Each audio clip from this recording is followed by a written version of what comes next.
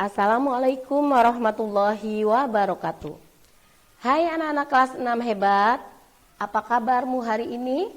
Mudah-mudahan kalian semua dan kita selalu berada dalam lindungan Allah Subhanahu wa Ta'ala dari segala mara bahaya, bencana dan fitnah ya anak-anak.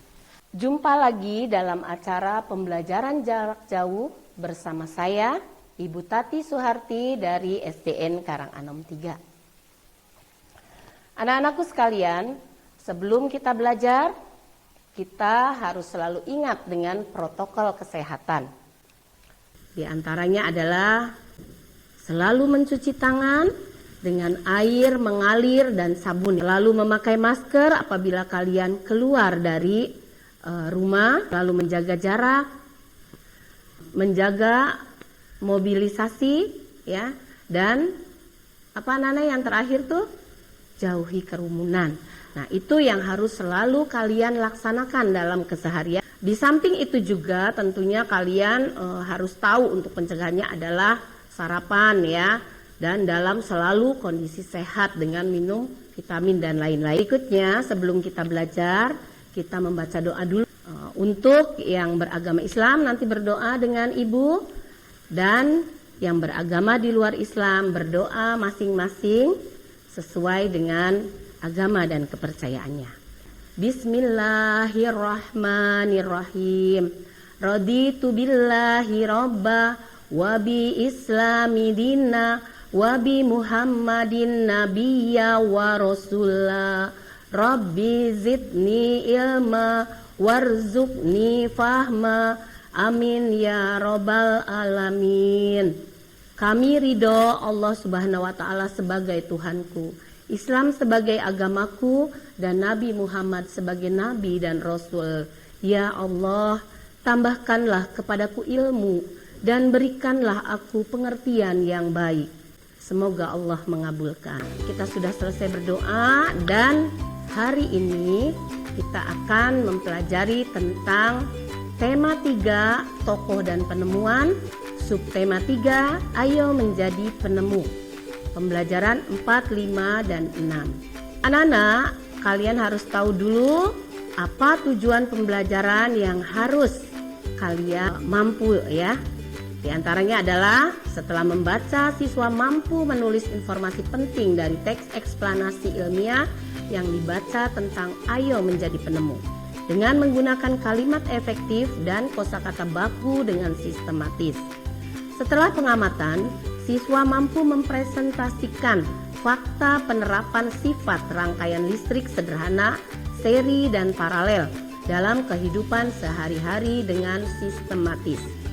Setelah berdiskusi, siswa mampu menyebutkan contoh-contoh tindakan yang menunjukkan tanggung jawab atas hak dan kewajiban dalam kehidupan sehari-hari dengan benar. Setelah berdiskusi, siswa mampu mempresentasikan perubahan sosial budaya dalam kehidupan masyarakat dalam rangka modernisasi bangsa Indonesia bidang ekonomi dengan terperinci. Kemudian, dengan membuat poster, siswa mampu mengampanyekan tanggung jawab atas hak dan kewajiban dengan percaya diri. Baik, kita lanjutkan. Pada pembelajaran sebelumnya, kamu telah belajar tentang penemuan lampu lalu lintas. Apa manfaat dari penemuannya? Dan apa yang harus kita lakukan untuk mematuhi rambu-rambu tersebut? Rambu lalu lintas, tentunya kalian sudah mengetahui ya, rambu-rambu lalu lintas yang ada di setiap persimpangan jalan ya. Ada yang simpang 3, ada juga yang simpang 4. Itu pasti ada lampu lalu lintasnya anak-anak. Nah, ini ada ayo mengamati rambu lalu lintas. Di sana ada beberapa mobil, ada zebra cross, lampu lalu lintas, dan kalian menyeberang pada saat lampunya berwarna merah. Karena pada saat itu kendaraan berhenti anak-anak, maka kalian boleh menyeberang. Kemudian nanti kalian temukan kosakata non baku dan kalimat tidak efektif dalam teks di atas. Tulislah dalam tabel berikut anak-anak. Di sini ada kosakata non baku, ada perbaikan kosakata baku, kalimat tidak efektif, dan perbaikan kalimat efektif. Ini contohnya anak-anak, kalian lihat. Di sana ada kata ngelihat. Kalian juga sering ya kalau berbicara dengan teman, "Hei teman, kalian ngelihat itu tidak?" Nah, suka begitu kan? Iya, itu adalah kosakata non baku anak-anak. Kosakata yang bakunya adalah melihat. Ngelihat itu tidak baku anak-anak ya. Yang bakunya adalah melihat. Nah, kalimat tidak efektifnya, kita semua pasti sudah mengenal lampu lalu lintas. Nah, perbaikan kalimat efektifnya, kita pasti sudah mengenal lampu lalu lintas. Apa perbedaannya anak-anak? Iya, kalau sudah ada kata kita berarti semua anak-anak. Jadi tidak usah ditambah dengan kata semua. Cukup kita saja. Kemudian yang kedua, kalian ada kata nemuin. Biasanya kamu suka bicara sama teman ya. "Hei, nemuin pulpen saya tidak?" Nah, itu nemuin itu kosakata non baku anak-anak. Kosakata yang bakunya adalah menemukan. Contoh ya. Tahukah kamu siapa yang nemuin lampu lalu lintas? Jadi kalimat yang menggunakan kata non baku itu disebutnya kalimat tidak efektif. Nah, bagaimana kalimat efektifnya? Ya. Tahukah kamu siapa penemu lampu lalu lintas? Itu bedanya anak-anak ya. Nemuin dan yang bakunya adalah penemu. Nanti kalian baca lagi di rumah, kemudian cari lagi kata-kata seperti yang tadi Ibu contohkan ya. Pengertian hak dan kewajiban warga negara. Tentunya kalian sudah belajar ya tentang apa itu hak dan apa itu kewajiban. Hak, kuasa untuk menerima atau melakukan suatu yang semestinya diterima atau dilakukan oleh pihak tertentu dan tidak dapat dilakukan oleh pihak lain. Kewajiban, sesuatu yang harus dilakukan dengan penuh rasa tanggung jawab. Dan kesimpulannya, hak dan kewajiban warga negara adalah kekuasaan yang benar atas sesuatu dan yang harus dilaksanakan oleh penduduk atau rakyat yang menetap di suatu wilayah dari sebuah negara. Intinya, hak itu sesuatu yang harus kalian dapat. Dan kewajiban adalah sesuatu yang harus kalian lakukan atau laksanakan. Itu adalah kewajiban anak-anak. Setiap warga negara mempunyai kewajiban mematuhi rambu-rambu lalu lintas agar hak orang lain untuk mendapatkan keamanan dan kenyamanan terjamin. Tahukah kamu bagaimana contoh sikap warga negara yang sudah melaksanakan kewajiban dan tidak melaksanakan kewajiban dengan baik di jalan raya? Ya, nanti kalian cari ya bagaimana melaksanakan kewajiban di jalan raya dan bagaimana tidak melaksanakan kewajiban di jalan raya. Dan apa akibat tidak melaksanakan kewajiban? Ketika seseorang tidak melaksanakan kewajibannya di jalan raya, apakah hal tersebut dapat mengganggu hak orang lain? Inilah anak-anak jawabannya. Tentunya kalian juga sudah bisa ya. Yang pertama adalah kalau kalian melaksanakan kewajiban tentunya memiliki surat-surat yang lengkap seperti SIM dan STNK. Kalian tahu apa itu SIM anak-anak? Iya betul. SIM adalah surat izin mengemudi. Surat izin mengemudi ini harus dipunyai oleh pengendara kendaraan bermotor. Jadi kalau belum punya SIM, tidak boleh mengendarai kendaraan bermotor. Dan STNK. STNK ini singkatan dari surat tanda nomor kendaraan. Jadi setiap kendaraan pasti ada nomornya kan anak-anak? Ya, itu ya. Itu surat-surat yang harus dimiliki oleh pengendara anak-anak. Kemudian yang berikutnya adalah memakai helm. Kalau yang pakai motor tuh pakai helm harus. Dan sabuk pengaman itu untuk pengendara mobil. Helm dan sabuk pengaman ini harus bagi pengendara saat berkendara. Kemudian yang berikutnya adalah berkendara dengan kecepatan normal. Normal, tidak kebut-kebutan. Kemudian berkendara pada jalur jalan yang sudah ditentukan. Jadi jalannya juga yang sudah disediakan, di situ berkendaranya. Jangan keluar dari jalur. Kemudian yang berikutnya, mengikuti rambu-rambu lalu lintas, anak-anak. Jadi pengendara harus mentaati rambu-rambu lalu lintas, ya. Kemudian apa sih yang tidak melaksanakan kewajiban itu? Di antaranya anak-anak, berkendara tanpa menggunakan helm atau sabuk pengaman. Nah, itu yang termasuk tidak melaksanakan kewajiban.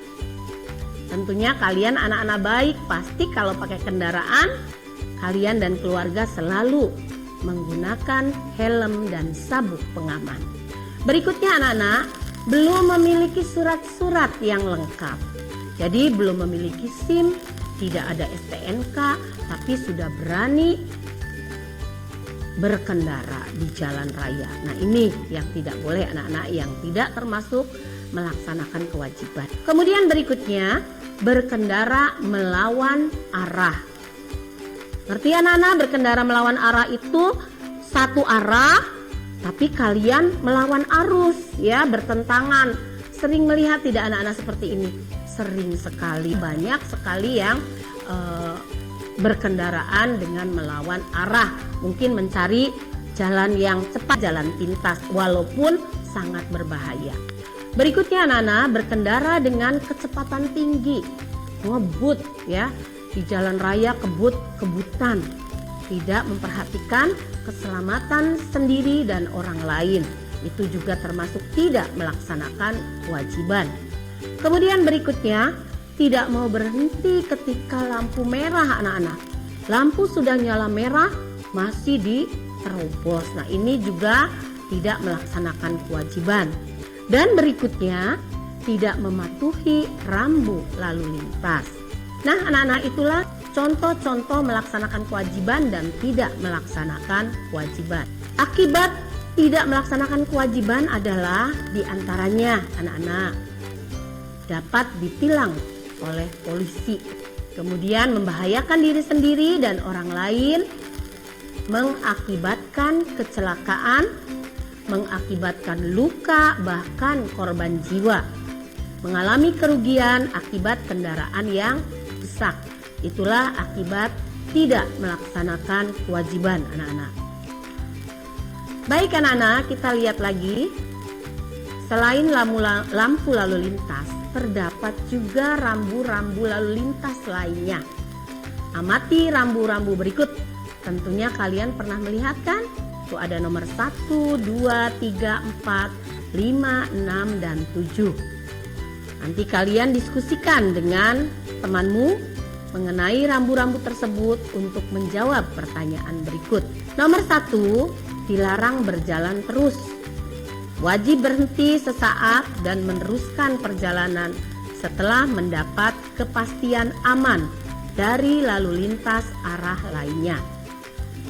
Kemudian nomor 2, dilarang berjalan terus apabila mengakibatkan rintangan, hambatan, gangguan bagi lalu lintas dari arah lain yang wajib didahulukan. Kemudian yang ketiga, dilarang berjalan terus pada persilangan-persilangan sebidang lintasan, kereta api, jalur tunggal. Ini wajib berhenti untuk mendapat kepastian aman.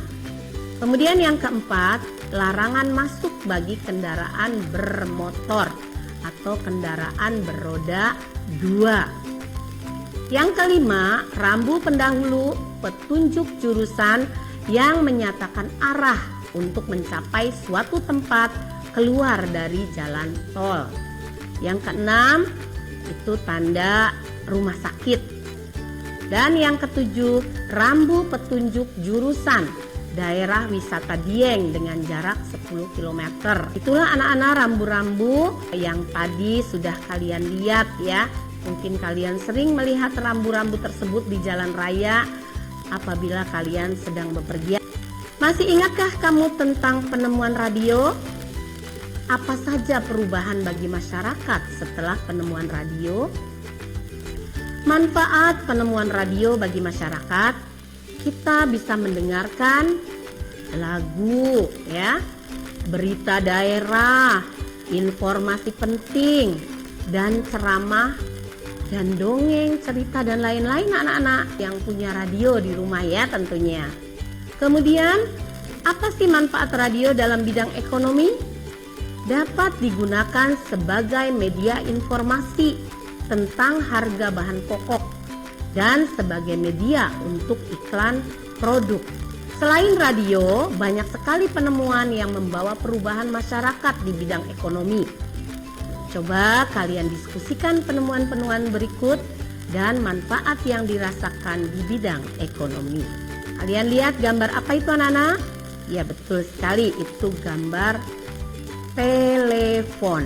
Dampak di bidang ekonomi bagaimana? Ya, sebagai alat komunikasi saat melakukan transaksi jarak jauh. Menghemat biaya transportasi saat transaksi karena tidak perlu tatap muka anak-anak. Jadi cukup kalian angkat pesawat telepon ya.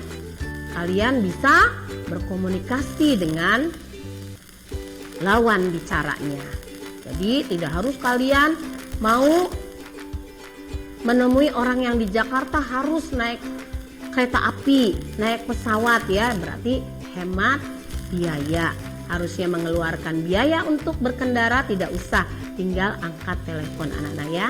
Kemudian juga dapat disewakan ke orang lain untuk mendapatkan penghasilan. Ya, telepon juga bisa anak-anak dijadikan telepon umum. Ya, nanti orang yang mau menggunakan telepon itu bayar. Kalau dulu ada telepon koin di jalan-jalan, tapi sekarang ini sudah tidak terlihat karena semua masyarakatnya sudah punya sendiri teleponnya. Kemudian bisa memesan barang dari tempat-tempat yang jauh tanpa harus bertatap muka. Sama dengan kita sekarang, kita melaksanakan pembelajaran jarak jauh tanpa bertatap muka, tapi bisa tersampaikan. Telepon juga hampir sama anak-anak. Jadi dengan telepon ini bisa terjadi kegiatan ekonomi dengan tanpa bertatap muka. Gambar apa nih anak-anak? Ya betul, ini adalah gambar laptop.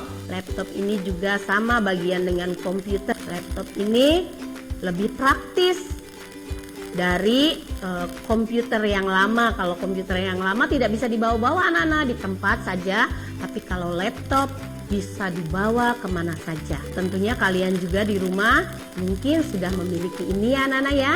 Baik, apa dampak di bidang ekonominya? Bisa mendesain poster untuk iklan. Kemudian juga bisa mempromosikan produk melalui internet. Menjual barang-barang melalui internet, pembeli bisa berasal dari berbagai daerah bahkan negara. Yang ini lebih canggih dari telepon anak-anak. Kalau di telepon kita hanya bisa mendengar suara, tetapi dengan laptop kita bahkan bisa bertatapan dengan lawan bicara kita melalui laptop ini. Dan kita bisa apa anak-anak? Bisa melihat barang apa, barangnya kayak apa anak-anak, bagus atau tidak, itu bisa dilihat melalui internet. Apa ini anak-anak? Iya, ini gambar mobil. Mobil apa ya anak-anak? Mobil angkot barangkali ini. Ini sebagai mata pencaharian para supir angkot. Sebagai alat transportasi menuju pusat perbelanjaan seperti pasar. Bisa untuk mengangkut barang yang akan dijual. Mungkin kalian semua pernah ya merasakan naik angkot? Iya. Mungkin juga ada yang belum pernah karena punya mobil sendiri ya. Tapi tidak ada salahnya kalian coba suatu saat naik angkot. Apakah penemuan yang ada membawa perubahan yang besar dalam bidang ekonomi? Ya, Karena saat ini kegiatan ekonomi tidak sepenuhnya dilakukan secara manual seperti dulu. Apakah penemuan yang ada membawa dampak positif dalam bidang ekonomi? Iya juga anak-anak. Karena kegiatan ekonomi menjadi lebih mudah dan cepat. Contohnya, kita tidak perlu tatap muka untuk bertransaksi dengan orang lain. Selain itu, jangkauan promosi yang lebih luas dengan adanya internet. Bahkan bukan hanya di dalam satu negara anak-anak, kita bisa lintas negara dengan internet ini. Kemudian anak-anak, apakah penemuan yang ada membawa dampak yang kurang baik di bidang ekonomi? Iya juga anak-anak. Setiap sesuatu itu pasti ada positif dan ada negatifnya. Karena dapat disalahgunakan dengan tidak bertanggung jawab. Contohnya, digunakan untuk melakukan penipuan atau digunakan sebagai alat transaksi jual beli barang ilegal. Penipuan anak-anak kalian sudah pernah kan di HP juga ya, suka ada ya online minta pulsa dan sebagainya. Itulah anak-anak bentuk-bentuk penipuan. Bahkan menawarkan barang, minta dikirim uangnya dulu. Yang tidak paham mengirimkan uangnya. Ternyata uangnya sudah dikirim, barangnya tidak datang-datang anak-anak. Nah, itulah macam-macam penipuan yang ada di alat-alat teknologi canggih kita ini. Jadi di samping ada positifnya, negatifnya juga ada anak-anak itu ya. Kemudian juga kita tidak tahu barang yang ditawarkan ini barang halal atau haram anak-anak. Barang ilegal yang tidak ada izin edarnya. Nah itu kan kita tidak tahu. Nah itu kelemahan transaksi ekonomi melalui online. Jadi kita juga di samping mudah melakukan transaksi ekonomi, tapi tetap kita harus waspada, kita harus hati-hati terhadap kejahatan yang ada di mana saja, termasuk yang ada di online. Ini adalah evaluasi nanti sama kalian dikerjakan sesuai dengan apa yang tadi kalian pelajari. Ada jendela berjumlah 5 walau tak bersua. Semoga materi dari Bu Tati tadi bisa diterima dengan baik dan kalian bisa memahaminya anak-anak. Sekian pembelajaran dari Bu Tati.